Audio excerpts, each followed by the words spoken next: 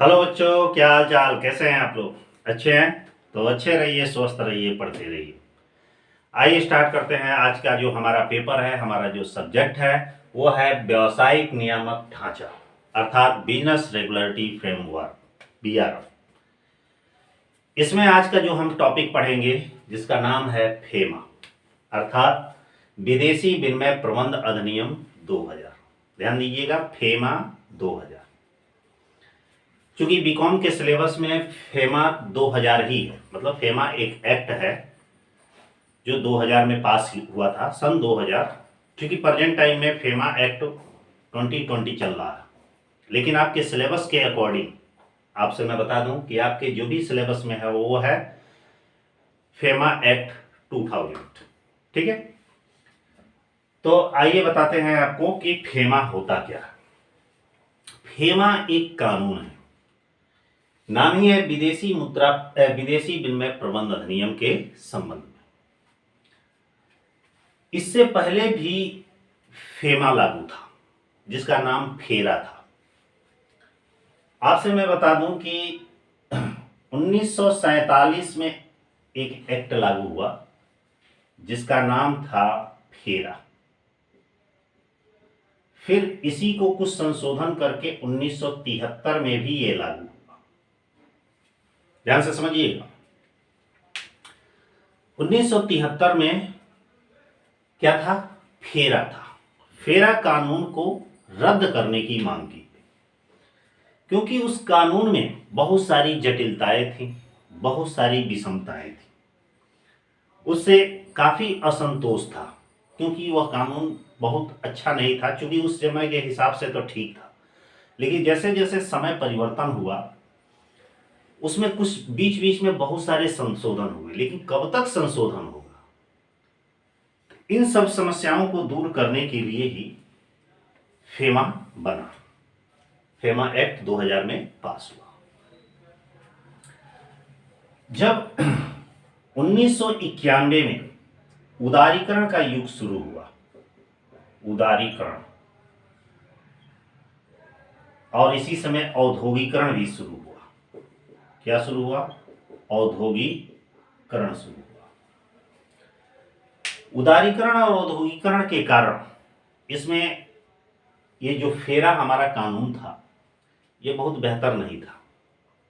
इसमें संशोधन इतना हो चुका था कि लोग मांग कर रहे थे कि भाई, कि सरकार मांग कर रही थी कि अब इस कानून को रद्द कर दिया गया। बीच में सरकार द्वारा यह मांग रिजर्व बैंक से किया गया, चूंकि यह रिजर्व बैंक के देखरेख या निगरानी के अंतर्गत फेमा कानून बना। रिजर्व बैंक से सरकार मांग करने लगी कि भाई, कि अब इस कानून को बंद करके दूसरा कानून लागू किया जाए, और यह अनुरोध किया जाने लगा। क्योंकि जब 1993 में उदारीकरण काफी जोरों पर था, तो उस समय इसमें काफी सुधार देखने को मिले थे। वह सुधार कौन कौन सा था? जैसे कि विदेशी विनिमय कोष से भारत की अर्थव्यवस्था में बहुत महत्वपूर्ण सुधार देखने को मिला था, जिसमें से पहला इसमें से सुधार था आपका विदेशी विनिमय कोषों में पर्याप्त वृद्धि। 1993 में जब उदारीकरण हुआ, तो इसमें काफी सुधार देखने को मिला कि इस चीजों का हमें सुधार करना था। पहला सुधार इसमें था विदेशी विनिमय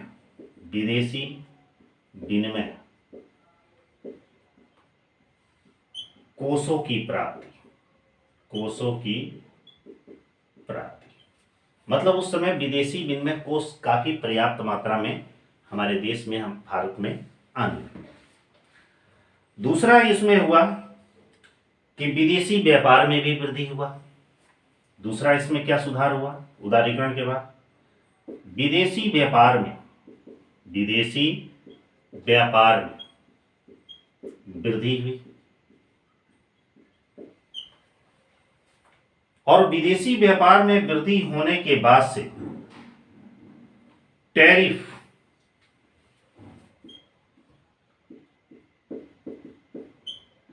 टैरिफ में भी वृद्धि हुई, टैरिफ का उदय हुआ। और इसके बाद से विदेशियों और भारतीय विनियोगों में उदारीकरण हुआ। विदेशी व भारतीय कोषों में क्या हुई? वृद्धि। इन्हीं कारणों से क्या किया गया? इस जो फेरा हमारा कानून था इसको रद्द करने की मांग की गई, और रद्द करने के स्थान पर एक नया कानून बनाने की मांग की गई। इसके संबंध में 4 अगस्त 1998 में संसद में एक बिल पास किया गया। कब? 4 अगस्त 1998 में संसद के समक्ष इसे क्या किया गया? पेश किया गया। और जब पेश किया गया तो उस समय इस पर विचार विमर्श किया गया। अब विचार विमर्श करने के बाद से इस पर कुछ निर्णय लिया जाता। तब तक उस समय जो लोकसभा चल रही थी वो 12वीं लोकसभा थी। 12वीं लोकसभा थी। ये किसी कारणवश ये भंग हो गई। लगभग जब भंग हो गई तो फिर पुनः से जब सरकार बनेगी तभी में उसको पेश किया जाएगा। फिर उसके बाद से भंग होने के बाद से इस कानून को पूर्णतः क्या कर दिया गया? रद्द कर दिया गया। रद्द करने के बाद से क्या किया गया? फिर एक प्रबंध समिति बनाई गई, और समिति बनाने के बाद से इस समिति के द्वारा सन 2000 में इस कानून को पूर्ण रूप से रद्द करके एक नया कानून बनाया गया जिसका नाम फेमा रखा गया। अब प्रश्न यह है कि यह फेमा कानून कब लागू हुआ? तो यह पूर्ण रूप से 1 जून कब लागू हुआ? पूर्ण रूप से 1 जून सन 2000 से लागू किया गया, क्योंकि संसद के द्वारा इसे सन 2000 में ही पास किया गया था और पूर्ण रूप से यह संसद द्वारा लागू कर दिया गया। अब प्रश्न ये उठता है कि जब 1 जून सन 2000 में नया जो हमारा फेमा कानून लागू किया गया, इसमें क्या प्रावधान किए गए? इसमें किन किन बातों पर ज्यादा फोकस किया गया? आइए उसके बारे में जानते हैं। ध्यान दीजिएगा।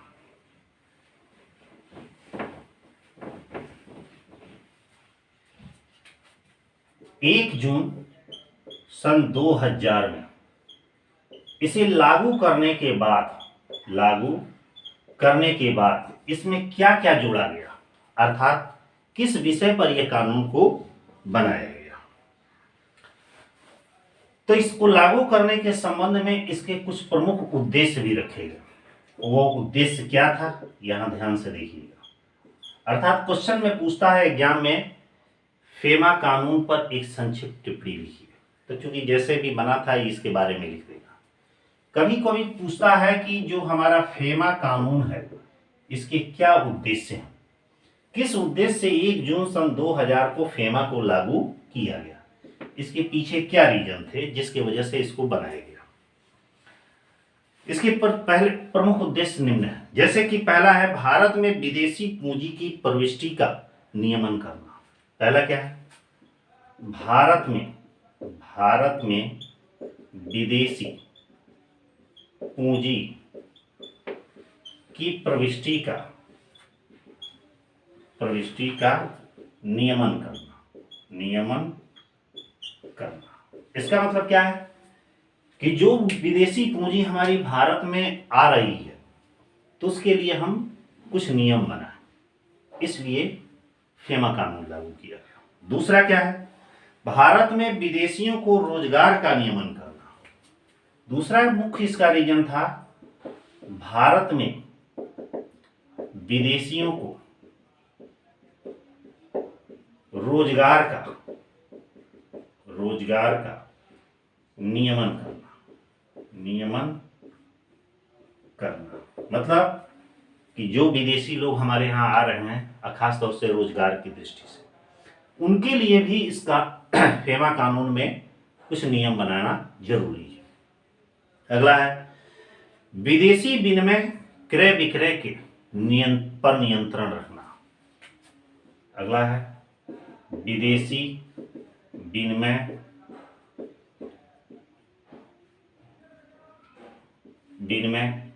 क्रय विक्रय पर नियंत्रण करना, मतलब कि जो भी विदेशी विनिमय का हम क्रय विक्रय करते हैं, आदान प्रदान करते हैं, उस पर कंट्रोल करना, उस पर लगाम लगाना, उस पर नियंत्रण करने के उद्देश्य से भी फेमा कानून बनाया गया। अगला है विदेशी विनिमय दर में स्थिरता लाना। चौथा उद्देश्य है इसका है कि विदेशी विनिमय दर में स्थिरता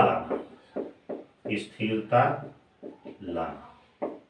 इस उद्देश्य से भी फेमा कानून बनाया गया था कि जो हमारा रेट है विदेशी विनिमय दर, फॉरेन एक्सचेंज रेट, तो उसमें स्थिर बनाए रखा जाए, उसमें ज्यादा फ्लक्चुएशन न हो। अगला है विदेशों में होने वाले भुगतानों पर नियंत्रण करना। विदेशों से या विदेशों में होने वाले भुगतानों पर नियंत्रण करना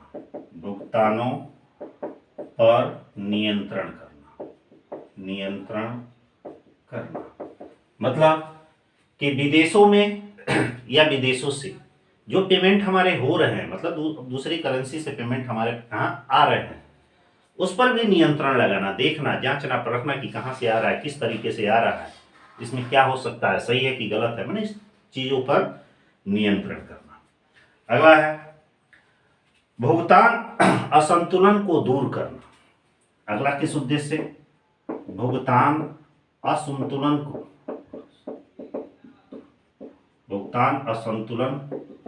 को दूर करना, इस उद्देश्य से भी बनाया गया था फेमा कानून।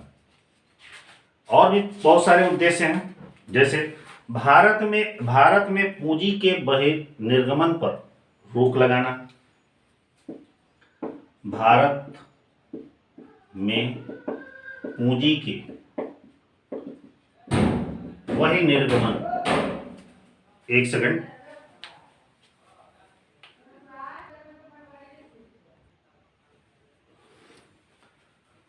हाँ कुछ टेक्निकल प्रॉब्लम आ गई थी, ठीक है। हाँ, भारत में पूंजी के बहिर्निर्गमन पर रोक लगाना, इस उद्देश्य से भी फेमा कानून लागू किया गया कि मतलब भारत से बाहर जो हमारी पूंजी जा रही है उसको कंट्रोल करे, उसको रोके। अगला है विदेशी बिलों में होने वाली हेराफेरी को रोकना। किस उद्देश्य से? विदेशी बिलों में होने वाली हेराफेरी को रोकना, मतलब कि जो हमारे विदेशी बिल हैं उसमें काफी गड़बड़ियां हो रही है, घालमेल हो रहा है, उसको कंट्रोल करने के लिए ये कानून बनाया गया। अगला है देश में विदेशी व्यापार को प्रोत्साहन देना। अगला है विदेशी व्यापार को प्रोत्साहन देना, मतलब कि हम कानून बनाने से अपने विदेशी व्यापार को काफी बढ़ावा करें, क्योंकि जब विदेशी व्यापार बढ़ेगा तो देश की इकोनॉमी भी बढ़ेगी, राजस्व हमारा बढ़ेगा, हमारी अर्थव्यवस्था मजबूत होगी। और देश की आवश्यकता के अनुसार संशोधन करना, देश की आवश्यकता के अनुसार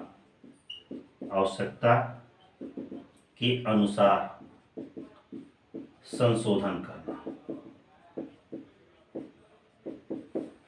मतलब कि इस फेरा कानून में समयानुसार जैसे उसमें कुछ चेंजिंग होनी चाहिए या होने वाली है, उसमें आवश्यक सुधार करना।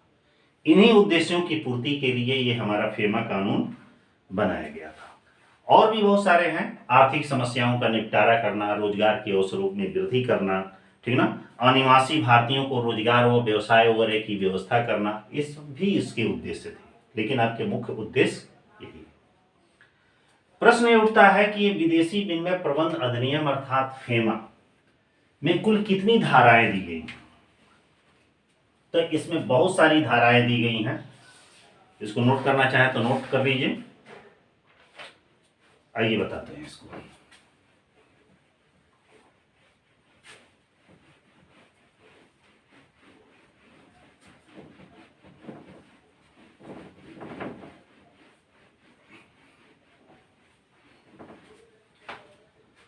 हाँ, विदेशी विनिमय प्रबंध अधिनियम में बहुत सारी धाराएं दी गई। अब एक एक धारा के बारे में आपको जिक्र कर रहे हैं। सबसे पहले मान लीजिए इसकी धाराएं।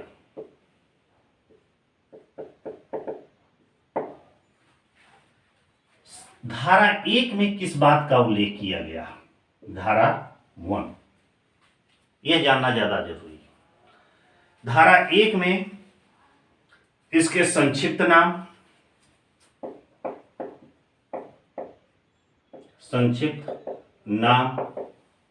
क्षेत्र, संक्षिप्त नाम, क्षेत्र और इसके लागू होने से संबंधित प्रावधानों का उल्लेख किया गया। मतलब धारा 1 में इस बात का उल्लेख किया गया है कि फॉरेन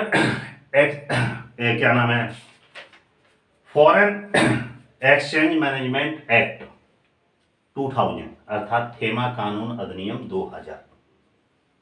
दूसरा, इसका क्षेत्र संपूर्ण भारत में लागू होगा। लागू होना मतलब कि यह जब तक कोई नया कानून नहीं बन जाता तब तक ये लागू ही रहेगा। दूसरा, कि धारा 2 में किस बात का उल्लेख किया गया? धारा 2 में इस फेमा का परिभाषा का उल्लेख किया गया। अब यहां पे समझिएगा कि परिभाषा में कि इसमें जो जो शब्दावलियां हैं, जो जो बातें हैं, सबकी परिभाषा का उल्लेख किया गया। जैसे कि मान लीजिए परिभाषा में कि न्यायिक सत्ता क्या होगी, ये सब धारा 2 ही में कहा गया, ठीक ना। अपीलेट न्यायाधिकरण क्या होगा? अपीलेट न्यायाधिकरण क्या होगा? मतलब न्यायिक सत्ता का मतलब है कि इस पर कोई बात होती है तो मुकदमा कहाँ सुना जाएगा। अपीलेट न्यायाधिकरण का मतलब कहाँ अपील हम कर सकते हैं। अगला, इसमें अधिकृत व्यक्ति कौन होगा? अधिकृत व्यक्ति कौन होगा?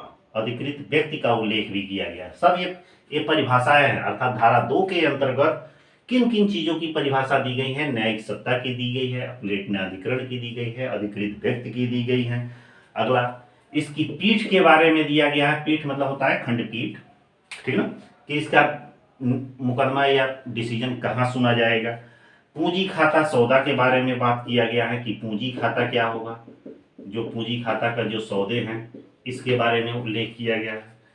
उसके बाद से सभापति के बारे में उल्लेख किया गया है। सभापति, चार्टर्ड अकाउंटेंट जो हमारा सीए है, इसकी परिभाषा का स्पष्ट उल्लेख किया गया है।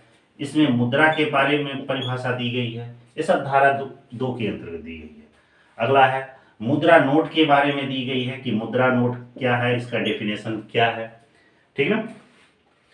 और भी बहुत सारी चीजें हैं। भारतीय मुद्रा के बारे में जिक्र किया गया है। भारतीय मुद्रा के बारे में जिक्र किया गया है। आयात के बारे में दिया गया है।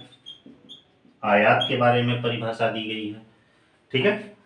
व्यक्ति की परिभाषा इसमें दी गई है। किस चीज की दी गई है? कि व्यक्ति क्या होता है, इन चीजों की परिभाषाएं इसमें दी गई है। यहां तक कि आरबीआई की भी परिभाषा दी गई है कि आरबीआई क्या है, ठीक ना। प्रतिभूति है, इसी तरह सेवा है, विशिष्ट निर्देशक है, ऐसे ऐसे बहुत सारी चीजों की, मतलब फेमा कानून के अंतर्गत जो भी शब्दावलियां, जो भी चीजें यूज की जाती हैं, जिसका कुछ विषय कुछ नाम है, तो यह सब धारा 2 के अंतर्गत परिभाषा के अंतर्गत दिया गया।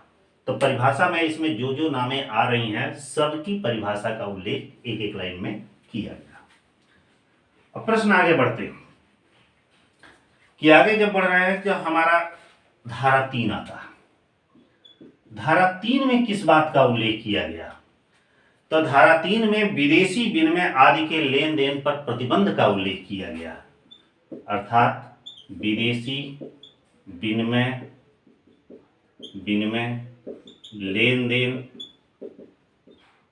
के प्रतिबंध का उल्लेख किया गया। इसमें यह है कि जैसे विदेशी विनिमय का लेन देन कर रहे हैं तो कहाँ तक कर सकते हैं, रिजर्व बैंक की अनुमति से कर रहे हैं कि नहीं कर रहे हैं, उस पर यदि ऐसा नहीं कर रहे हैं तो क्या प्रतिबंध होंगे, इस बात का उल्लेख धारा 3 में किया गया।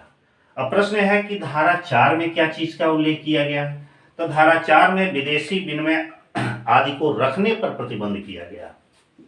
विदेशी विनिमय रखने पर प्रतिबंध, ये प्रतिबंध लगाए गए। ऐसे ही बहुत सारी धाराएं हैं, अभी मैं बताऊंगा कहां तक ये है। अगला है कि धारा 5 में किस बात का उल्लेख किया गया? तो आपसे बता दें धारा 5 में 14 चालू खाते का सौदे का उल्लेख किया गया कि चालू खाते के सौदे कि चालू खाते में किन किन ट्रांजेक्शन्स को किया जाता है, इस बात का उल्लेख किया गया। धारा 6 में क्या किया गया है कि आरबीआई द्वारा किसी भी शाखा पर रोक लगाने के संबंध में किया गया। धारा 6 में किस बात का उल्लेख किया गया है? आरबीआई द्वारा रोक लगाने के संबंध में, रोक लगाने के संबंध में उल्लेख किया गया। ठीक है। अगला 7 में क्या कहा गया? माल व सेवा निर्यात के संबंध में कहा गया। माल व सेवा निर्यात का उल्लेख किया गया। ठीक ना। कहने का मतलब है कि विदेशी विनिमय प्रबंध अधिनियम जब बना था तो इसमें बहुत सारी धाराएं थी, तो धारा 1 से लेकर हर एक धारा में किस किस बातों का उल्लेख किया गया है, इस चीज का आपका सामने जिक्र किया जा रहा है। अगला है धारा 8 में किस चीज का उल्लेख किया गया है? विदेशी विनिमय की वसूली और वापसी का उल्लेख किया गया। किस चीज का? विदेशी विनिमय की वसूली और वापसी का उल्लेख किया गया। धारा 9 में किस चीज का बात कहा गया है? तो धारा 9 में आपका कुछ मामलों में वसूली और वापसी पर छूट का उल्लेख किया गया। कुछ मामलों में वापसी व छूट, वापसी की छूट का जिक्र किया गया। प्रश्न यह आता है कि धारा 10 में क्या कहा गया है? धारा 10 में अधिकृत व्यक्ति का उल्लेख किया गया। सोच रहे होंगे अधिकृत व्यक्ति क्या है? अधिकृत व्यक्ति का मतलब होता है एक ऐसा पर्सन, एक ऐसा व्यक्ति जिसे रिजर्व बैंक द्वारा अधिकृत किया जाए, जिसे रिजर्व बैंक द्वारा नामित कर दिया जाता है, तो इसे अधिकृत व्यक्ति कहा जाता है। तो इसे जल्दी से नोट करिए, तब तक थोड़ा इंक डालना है। ठीक है। ये समझिए ला है। ला का मतलब ये होता है कि इसमें जो भी चीजें हैं वो सब फैक्ट है और इसमें टू द पॉइंट आपको एक एक धाराओं के बारे में जिक्र होना चाहिए और मालूम होना चाहिए कि फेमा कानून के अंतर्गत कितनी कुल धाराएं हैं और प्रत्येक धारा में किस किस बात का उल्लेख किया गया। ठीक है। अब आगे बढ़ते हैं धारा 11 की ओर। थोड़ा सा और इंक है, डाल दें।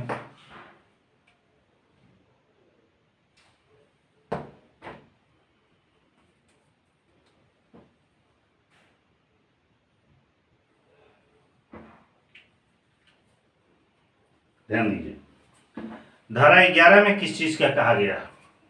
अब इसको मिटा दें।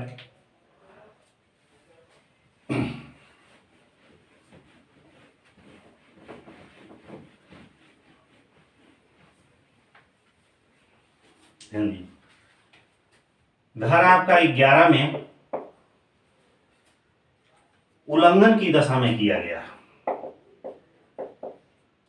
उल्लंघन की दशा में मतलब कि यदि कोई भी व्यक्ति या कंपनी या संस्था रिजर्व बैंक के नियमों का पालन नहीं करता है, आरबीआई के नियमों का पालन नहीं करता है या फेमा कानून को नहीं मानता है, तो उस पर 10,000 रुपये के, उस अधिकृत व्यक्ति पर 10,000 रुपये तक का अर्थदंड लगाया जा सकता है। यदि वो गलती उसी तक प्रकार चलती रहती है तो 2,000 रुपये प्रति घंटे के आधार पर उस पर अर्थदंड लगाया जा सकता है। अब प्रश्न है कि धारा 11 हो गया, धारा 12 में किस चीज का जिक्र किया गया है? धारा 12 में अधिकृत व्यक्ति के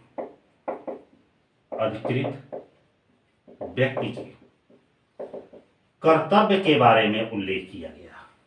इसमें यह बताया गया है कि आरबीआई जिस व्यक्ति को अधिकृत करती है, नामित करती है, उसके क्या अधिकार होने चाहिए, उसके क्या कर्तव्य होने चाहिए, उसके कर्तव्यों के बारे में, उसके कार्यों के बारे में उल्लेख किया गया। धारा 13 में आर्थिक दंड का भागी होना, धारा 13 में किस चीज का उल्लेख किया गया है? आर्थिक दंड का भागी होना, कि किस दशा में वो आर्थिक दंड का भागी होगा, इसका उल्लेख धारा 13 में कहा गया। इसमें और भी चीज है, जैसे कि मान लीजिए कि कोई अन्य मुद्रा या संपत्ति को जब्त किया जाना भी इसी है, किसी अन्य संपत्ति या मुद्रा को जब्त किया जाना भी धारा 13 में ही उल्लेख किया गया। धारा 14 में किस बात का उल्लेख किया गया है? तो धारा 14 में नागरिक कारावास का भागी होना, किस चीज का उल्लेख? नागरिक कारावास का भागी होना, इसका उल्लेख किया गया। ठीक है, अगला है धारा 15 में किस चीज का उल्लेख किया है? जैसे इसमें नागरिक कारावास का भागी होने के मतलब यह है कि यदि कोई नागरिक ऐसा है कि जो क्या नाम है फेमा कानून का उल्लंघन किया, तो उस पर कारावास की भी सजा की सकती है। न्यायालय द्वारा उसे गिरफ्तारी का आदेश भी दिया जा सकता है, उसे गिरफ्तारी का वारंट भी जारी किया जा सकता है, और भी है कि उसे बुलाया भी जा सकता है सूचना प्राप्त करने के लिए, या सक्षम अधिकारी द्वारा जो डिसीजन दिया जाए वो मान्य भी किया जा सकता है, और बकायेदार है तो उसके सुनवाई का अवसर भी दिया जा सकता है, या प्रतिभूति से कोई मुक्ति वगैरह की भी संबंध में वार्ता की जा सकती है, या उस पर कुछ निष्कर्ष निकालकर उसकी गिरफ्तारी भी की जा सकती है, गिरफ्तारी की अवधि भी निर्धारित की जाती है। ये सब धारा 14 के अंतर्गत उल्लेख किया गया। उसे रोकने का अधिकार भी दिया जा सकता है। ठीक है, अब प्रश्न है कि इसमें 15 में किस बात का उल्लेख किया गया है? सुलह करने का अधिकार, सुलह करने का अधिकार, करने का अधिकार। सुलह करने का अधिकार का मतलब है कि वो अधिकृत व्यक्ति जब सुलहनामा करना चाहता है, अपनी गलती या त्रुटियां सुधारना चाहता है, तो वह सरकार से या आरबीआई के से या इस फेमा कानून के अंतर्गत अपनी को समर्पित करके उस पर सुलह या समझौता कर सकता है। 16 में किस बात की उल्लेख किया गया है? धारा जो हमारा 16, धारा 16 में इस बात का जिक्र किया गया है कि केंद्रीय सरकार द्वारा अभिनिर्णयन अधिकारियों की नियुक्ति, केंद्रीय सरकार द्वारा, केंद्रीय सरकार द्वारा अभिनिर्णयन अधिकारियों की नियुक्ति, अधिकारियों की नियुक्ति मतलब कि जो भी डिसीजन देने वाले अधिकारी हैं उनकी नियुक्ति केंद्रीय सरकार की अनुमति से किया जाएगा। उनकी नियुक्ति के संबंध में बातों का उल्लेख किया गया। 17 में किस विषय में कहा गया है? 17 में विशेष निर्देशक अपील के समक्ष अपील, 17 में विशेष निर्देशक अपील के समक्ष अपील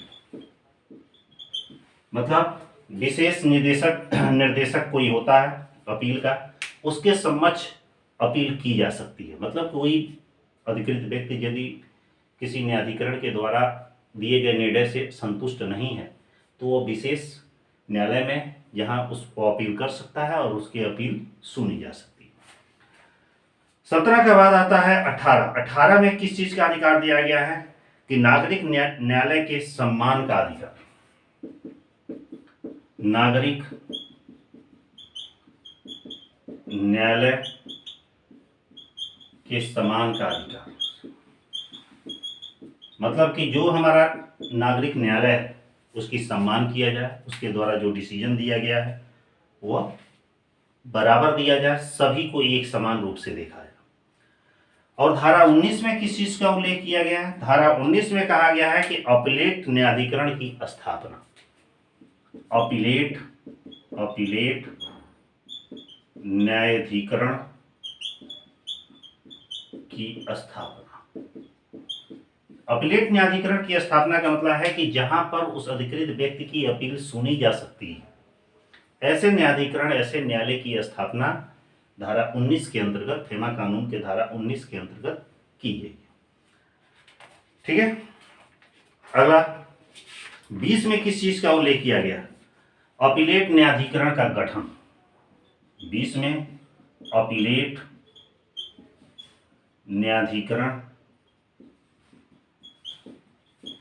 के गठन के बारे में किया गया कि जब अपीलेट न्यायाधिकरण गठित बन जाएगा, उसकी स्थापना की जाएगी, तो इसमें कुल कितने मेंबर्स लगेंगे, उनकी नियुक्ति केंद्रीय सरकार द्वारा या आरबीआई द्वारा या अनुमोदित व्यक्ति के द्वारा कौन कौन व्यक्तियों की नियुक्ति की जाएगी, इसके संबंध में इसमें उल्लेख किया गया। अगला है 21 में किस चीज का बात उल्लेख किया गया है, इसको मिटा दे पहले।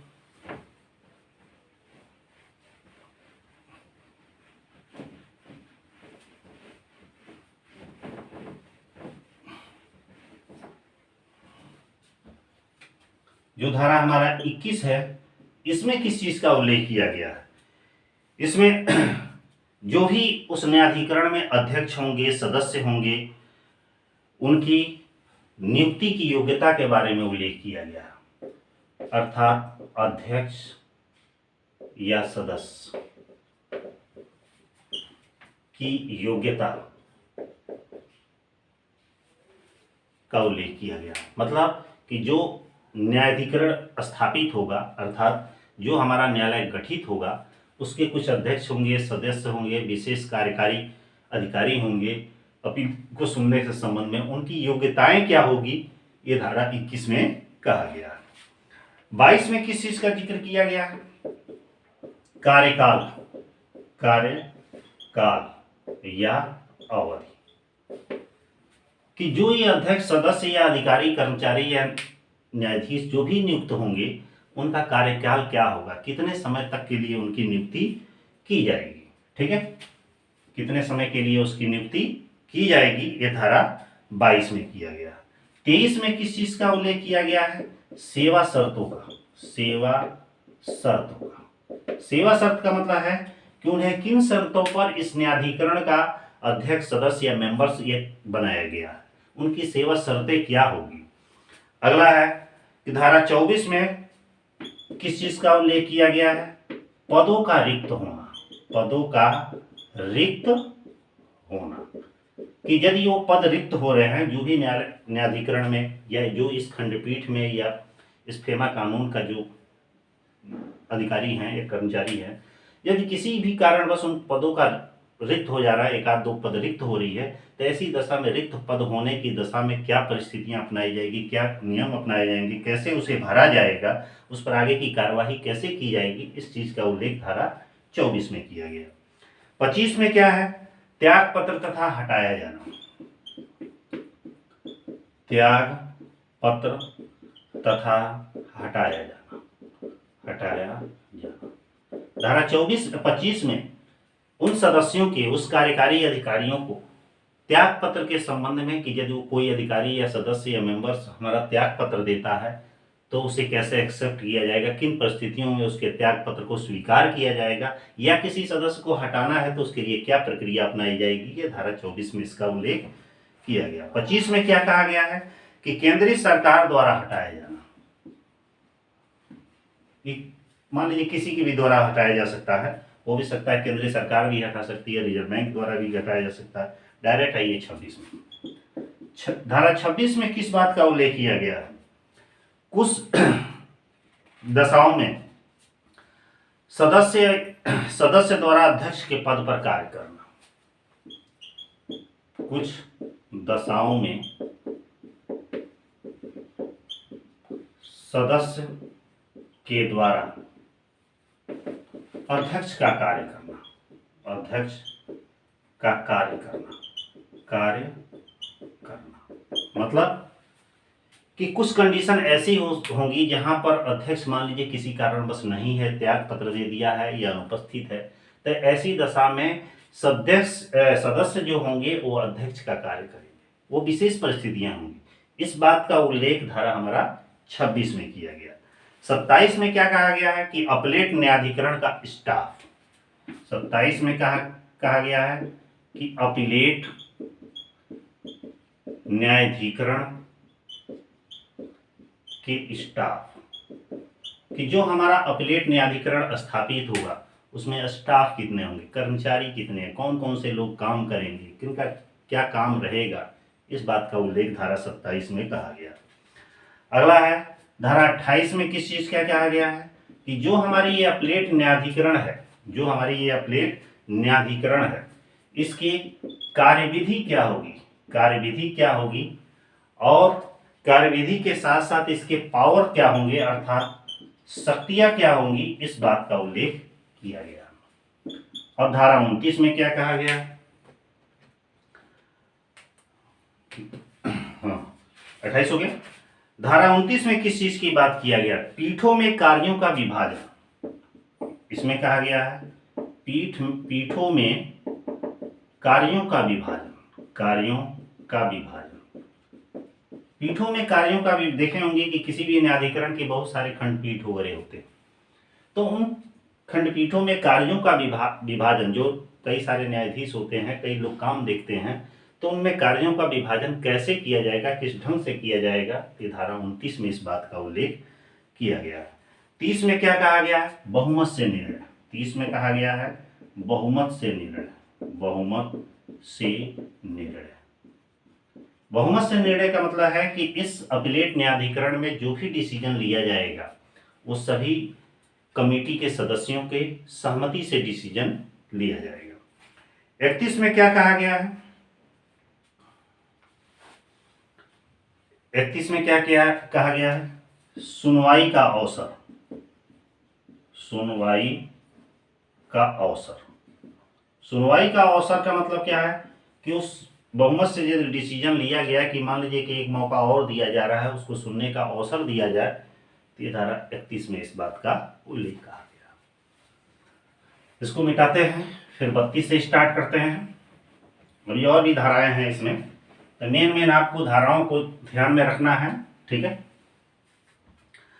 धारा 32 में कहा गया है, किस चीज का जिक्र किया गया है कि इस न्यायाधिकरण में किसी वैधानिक सलाहकार या चार्टर्ड अकाउंटेंट या सरकार से सहायता लेने के अपील करने पर क्या किया जाएगा। धारा 32 में कहा गया है किसी सलाहकार या सीए या सरकार, ठीक ना, किसी से भी सहायता लेने पर अपील, सहायता लेने पर अपील मतलब कि यदि वह अधिकृत व्यक्ति अपने न्यायाधिकरण द्वारा दिए गए निर्णय से संतुष्ट नहीं है, तो ऐसी दशा में वो किसी विशिष्ट सलाहकार से या किसी सीए से या सरकार से सहायता लेकर अपील करना चाहे तो अपील कर सकती है। पुनः उसे सुनवाई का अवसर जरूर दिया जाएगा। 33 में कहा गया है सदस्यों का सरकारी अधिकारी माना जाना, सदस्यों का सरकारी अधिकारी माना जाना, अधिकारी माना जाना कि जो भी इसमें सदस्य होंगे, मेंबर होंगे, उन्हें सरकारी अधिकारी माना जाए, उसे प्राइवेट आदमी ना माना जाए। 32 में जिक्र किया गया है, 33 हो गया। 34 में जिक्र आपका किया गया है कि नागरिक न्यायालय का क्षेत्राधिकार नहीं, नागरिक न्यायालय का क्षेत्राधिकार नहीं, कि जो भी नागरिक न्यायालय है इसका कोई क्षेत्र नहीं है, अर्थात कहीं भी ये किया जा सकता है, कहीं भी अपील की जा सकती है। 35 में कहा गया है कि उच्च न्यायालय के समक्ष अपील, कि यदि यहां से भी संतुष्ट न हो तो उच्च न्यायालय में अपील वह कर सकता है। कौन? वह अधिकृत व्यक्ति जिसके ऊपर ऐसे मुकदमे चलाए जा रहे हैं। प्रश्न यह है कि अगला 36 नंबर कि धारा 36 में किस बात का उल्लेख किया गया है? धारा 36 में एक प्रवर्तन निदेशालय की स्थापना का जिक्र किया गया। किस चीज का? प्रवर्तन निदेशालय की स्थापना का जिक्र किया गया कि एक प्रवर्तन निदेशालय होना चाहिए और जिसकी नियुक्ति केंद्रीय सरकार के द्वारा, जिसकी स्थापना केंद्रीय सरकार के द्वारा की जाएगी, समय समय पर यह जानकारियां प्रदान करेगा। 36 हो गया। 37 में किस चीज की बात की गई है? तलाशी लेने का अधिकार। तलाशी लेने का अधिकार कि मान लीजिए कि कोई ऐसा व्यक्ति है जिस पर संदेह है, जो कि खेमा कानून लागू नहीं हो रहा है उस पर, तो उससे तलाशी ली जा सकती है। ठीक है। अगला है 37 हो गया। 38 में किस चीज का जिक्र किया गया है? आयकर अधिकारी के समान अधिकारों का उपयोग। आयकर अधिकारी के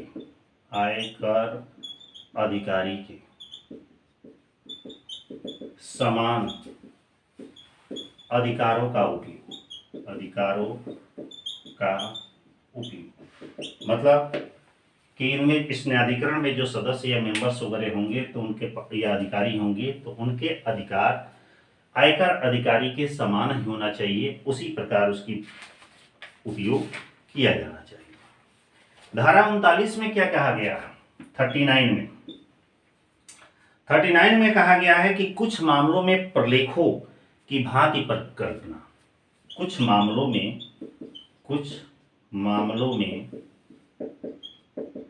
प्रलेखों की भांति परिकल्पना, कि कुछ मामलों में जो प्रलेख है उन प्रलेखों को उस अधिकृत व्यक्ति के द्वारा किस ढंग से प्रस्तुत किया जाएगा, उनसे छीना जाएगा कि नियंत्रण किया जाएगा, यदि उसके द्वारा उल्लंघन किया जा रहा है तो क्या कार्यवाही की जाएगी, ये सब मामलों को धारा 39 में कहा गया। धारा 40 में क्या कहा गया कि धारा 40 में कहा गया है कि इस अधिनियम के क्रियाशील होने पर रोक। इस अधिनियम की क्रियाशील होने पर रोक लगाने की बात की गई है कि जब एक्टिव ज्यादा हो जाएगा तो इस पर भी कुछ नियंत्रण किया जा सके। ऐसे अधिकार किसको दिए गए? केंद्रीय सरकार के पास अधिकार दिए गए हैं। और क्या कौन कौन से हो सकते हैं? बाधाओं को हटाने का अधिकार दिया गया है, संसद के दोनों सदनों के समूह प्रस्तुत करने का प्रलेखों का अधिकार दिया गया है। अब यह है कि धारा 41 में क्या कहा गया? तो धारा 41 में जिक्र किया गया है कंपनियों द्वारा केंद्रीय सरकार का निर्देशन लेने का अधिकार। केंद्रीय सरकार का निर्देशन लेने का अधिकार दिया गया कि किसी भी प्रकार का निर्देश लेना है तो सीधे वो केंद्रीय सरकार से निर्देश लेगा और इधर उधर कहीं जाने की जरूरत नहीं है। धारा 42 में क्या कहा गया है? कंपनियों द्वारा उल्लंघन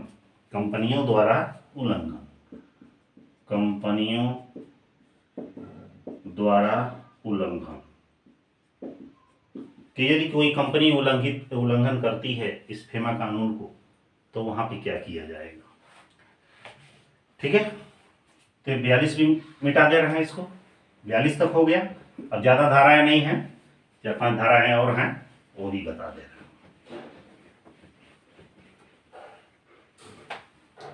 42 के बाद से 43 आता है कि धारा 43 में किस चीज का जिक्र किया गया है? मृत्यु व दिवालिया के संबंध में दिया गया। धारा इसमें क्या कहा गया है? मृत्यु व दिवालिया कि यदि वह अधिकृत व्यक्ति जिस पर यह फेमा कानून लागू किया गया उस पर वाद प्रस्तुत किया गया है, मुकदमा चलाया जा रहा है, यदि किसी कारणवश उसकी मृत्यु हो जा रही है या किसी कारणवश वो दिवालिया हो जा रहे हैं, तो ऐसी दशा में क्या किया जाएगा? इसका उल्लेख धारा 43 में 43 में किया गया।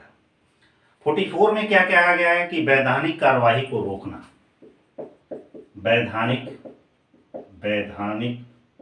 कार्यवाही को रोकना, कार्यवाही को रोकना।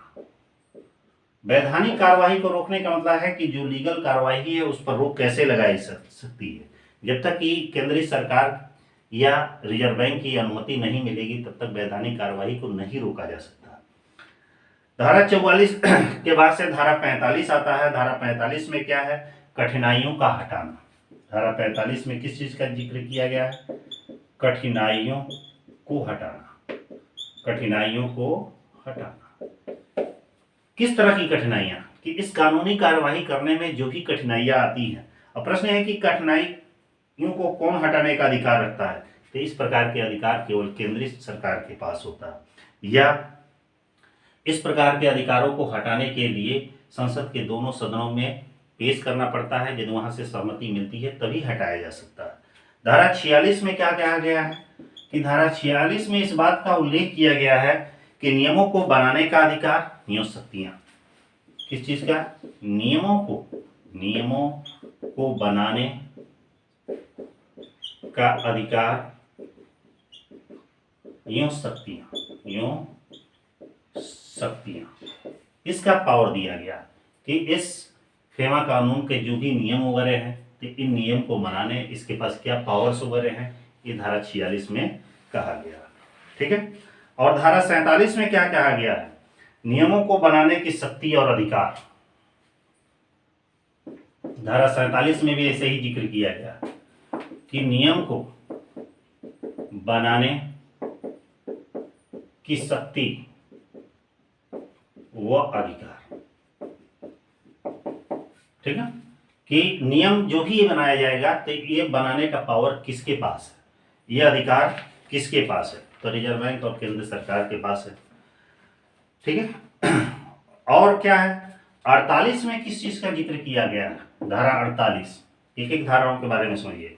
संसद के समक्ष प्रस्तुत किए जाने का अधिकार, संसद के सम्मुख प्रस्तुत किए जाने का अधिकार, किए जाने का अधिकार। कि कोई भी मान लीजिए